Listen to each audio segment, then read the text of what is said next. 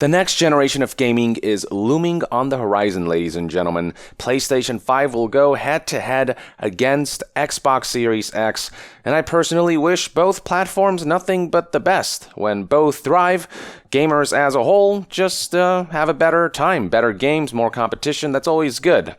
Now, what's interesting about next gen, and whenever new consoles are launching, it's always interesting to hear the different strategies that each platform will take. And in the case of Xbox Series X and PS5, one aspect that's got a lot of people talking is the way each respective company and platform is handling exclusives. So the following information was relayed by news outlet MCV UK. They recently got to interview Matt Booty, who works at Xbox Game Studios, and he talked a bit about how he wants to smoothen the transition between Xbox One and Xbox Series X. So let's check out this relevant excerpt. The article reads as follows. It would be easy to think that Microsoft's veritable army of developers would be targeting the Series X's launch day, but Booty agrees with us when we propose that this will be a very different kind of console launch, with first-party games being compatible across all Microsoft's hardware, existing and new, ending the usual platform reset we have seen in the past with such launches. And then here's a quote from Booty himself. As our content comes out over the next year, 2 years, all of our games, sort of like PC, will play up and down that family of devices. We want to make sure that if someone invests in Xbox between now and Series X, that they feel that they made a good investment and that we're committed to them with content. The article continues, and that means it's also unlikely that there will be much pressure, from Microsoft at least, on third-party publishers to turn out hardware-exclusive titles for the relatively small day-one audience of Xbox Series X owners. In short, Microsoft is rewriting the rules of the console launch. Here's one more quote from Matt Booty. Our approach is to pick one or two IP that we're going to focus on and make sure that they're there at launch of the console, taking advantage of all the features. And for us, that's going to be Halo Infinite, which is a big opportunity. It's the first time in over 15 years that we'll have a Halo title launching in sync with a new console, and that team is definitely going to be doing things to take advantage of Series X. But the big news really is this quote right here. As our content comes out over the next year, 2 years, all of our games, sort of like PC, will play up and down that family of devices. In other words, first-party titles will not be exclusive to Xbox Series X. They will be there for Xbox One as well. This is completely different from how PlayStation will seemingly handle exclusives in the next generation, judging by what Jason Schreier, who has insider knowledge on the games industry, said about PS5 launch titles in a recent episode of his podcast, Split Screen. So here is how WCCF Tech reported on Schreier's podcast and what he said about PS5 exclusives. The article reads, quote, in the podcast, Schreier was asked whether he knows how much PS5, Xbox Series X exclusives and cross-gen titles there will be at launch, after which Schreier replied that the next Viking-themed Assassin's Creed installment will most definitely be a cross-gen title, as will most third-party games. Yeah, that definitely makes sense. There's such a large user base on PS4, and to a lesser degree with Xbox One, that you'd be a fool to just completely go next-gen with your major IPs at this stage during that transition period. That's no surprise to me that third-party games, that a lot of them will be cross-generation. And then as far as PS5 launch titles specifically are concerned, here's what Jason Schreier said, quote, I've heard some of the PS5 launch titles. I won't say them yet, as I probably will want to make some kind of report on that stuff for the future, but those will be on PS5 only. So where Sony is going for a more traditional type of transition from current gen to next gen, Microsoft is sort of blurring the lines a little bit and taking their time with that transition. And this is something that there's been a lot of discussion around because some people believe that this is a very good thing, others believe that there are drawbacks to this strategy. So let's get to what those pros and cons are. As far as concerns go, some people believe that if first-party Microsoft games come out on both Xbox Series X and Xbox One for a year or two, then people will have no reason to transition to Xbox Series X and sales may suffer as a result. On that front, here's what I'll say. During the launch period, I'm sure that it's going to be a lot of the hardcore fans who are going to get Xbox Series X on day one and beyond within those first few months. As for why current Xbox One owners would want to transition to Xbox Series X, well, that's up to Microsoft to market. The hope is that there's going to be enough of a boost in graphics and performance when playing something on Xbox Series X that it will justify the purchase and that transition from current gen to next gen. So with a game like Halo Infinite, perhaps Xbox Series X will just maintain a high resolution with higher graphical settings and still maintain that,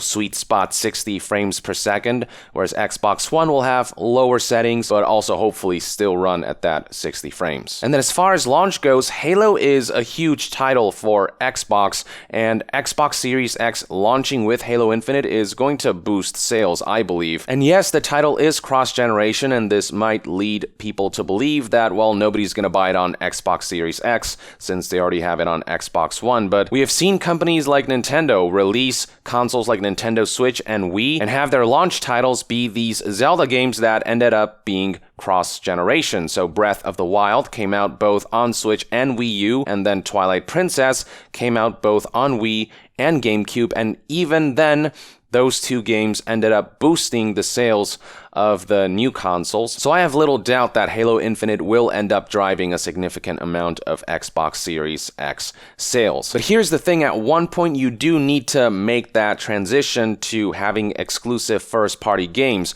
these games that you can't play anywhere else. Microsoft said that this strategy of cross-generation first-party releases could last between 1 or 2 years, and that's a pretty decent amount of time. And I'm wondering if whatever graphical improvements come with Xbox Series X releases of those first-party titles will justify people transitioning from current gen to next gen. I'm wondering just how sales will look like, given that this is definitely a pro-consumer strategy, but as far as business goes, it could sort of diminish the sales of Xbox Series X because there's less reason to buy that console. And then another concern that people have is that games might be held back on a technical and graphical level because first-party games have to be designed to work both on Xbox One and Xbox Series X.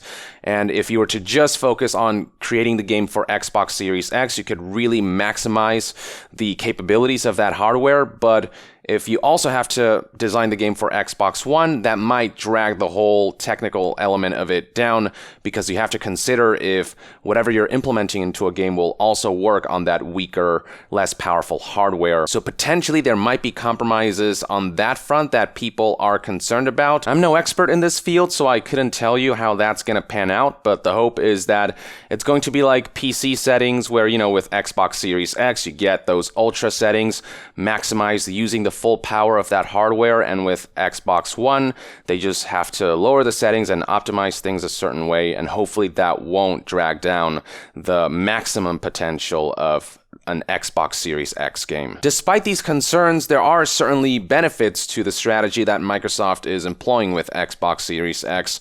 So for one thing, Xbox One users will not miss out on Microsoft games for some time. If you already own an Xbox One, you can still keep that console and you won't feel like Xbox One is suddenly irrelevant. It'll remain relevant for a year or two. And what that also means is a bigger player base for games that come out for both consoles. If you just release Halo Infinite on Xbox Series X, the player base will be limited, but if you release that on both Xbox One and Xbox Series X, the potential sales for that game are going to be higher. There's just going to be more people playing. It's going to be a livelier ecosystem because you've got so many more players from the outset. This whole strategy just grants customers a lot of choice.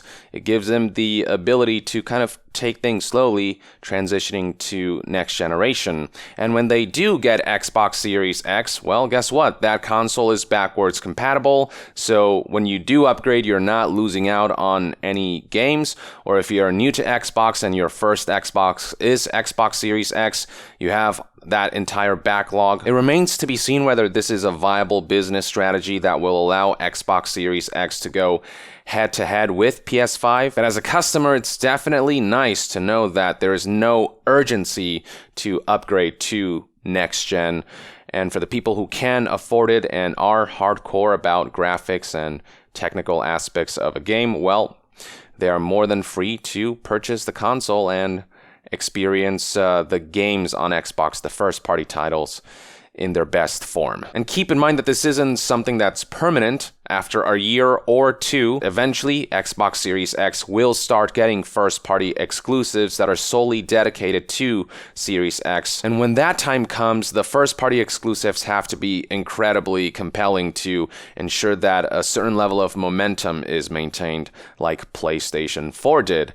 Despite its launch titles being somewhat meager, over time things picked up. We started to see these amazing exclusive releases, and that's what ultimately propelled PlayStation 4 to sell over 100 million units, which is highly impressive.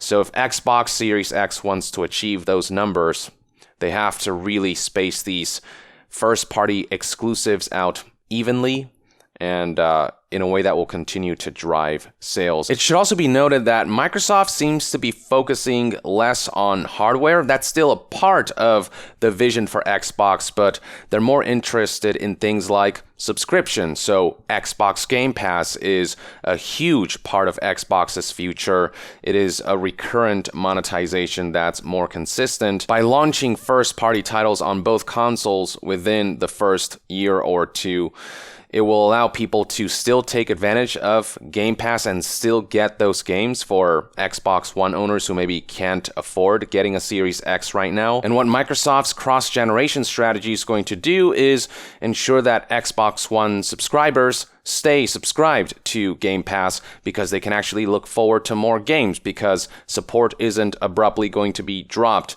on Xbox One. Keep in mind that one of the awesome things about Game Pass is that Xbox first-party titles release on Game Pass alongside retailers and storefronts on the same day. And of course, by continuing to support Xbox One with first-party releases, they're going to draw in new people to Game Pass. Not everyone is subscribed to Game Pass. Not all Xbox One owners are signed up for that service. But with that continued support, they have this big audience base of the original Xbox One that they can still sell Game Pass to as this awesome service where you pay a small monthly fee and gain access to not only a huge library of games, but also you get to stay up to date on all first-party releases, including the ones that are also coming out on Series X, at least for the first year or two of the next-generation console's life cycle. So when you look at it from that perspective, the perspective of Microsoft putting such a big emphasis on Game Pass for Xbox's future, trying to establish this Netflix for games type of model, I guess this kind of transition makes sense. Maybe Microsoft isn't putting as much importance on hardware sales because they're more focused on subscription sales. Maybe that's kind of where they're leaning more towards. But at the same time, they do also want to sell Xbox Series X. They want to sell as many units as possible and grow that audience base because eventually they'll have to make that transition to next-gen exclusive. But yeah, as far as the discussion surrounding Xbox Series X and the way it's handling first-party releases go, this is sort of where the discussion's at. These are some of the topics that I've prominently seen people conversing about, and it'll be interesting to see which strategy pans out more. Xbox Series X's blurring of lines from generation to generation, or PS5's more clear-cut, this is a next-gen console with its own exclusive titles type of strategy, or if both end up working out in their own way. Honestly, at the end of the day, as long as the hardware has the software to back it up, as long as a hardware has really awesome games that you just cannot resist playing, like PS4 did, and like many other successful consoles did, that's what's ultimately going to matter. At the end of the day, it's all about the games. So as long as Xbox can nail that, I think they'll be fine, and same with PS5 as long as Sony maintains the streak of PS4 with PS5, they'll be fine too. So hopefully we'll just see badass products come out of both companies. For now though, let me know in the comments below what your thoughts and opinions are on Microsoft's strategy with first-party releases on Xbox Series X. And to be further updated on all things gaming news, reviews, and discussions, stay tuned right here on Young Yeah. I'll see you guys next time. Young out.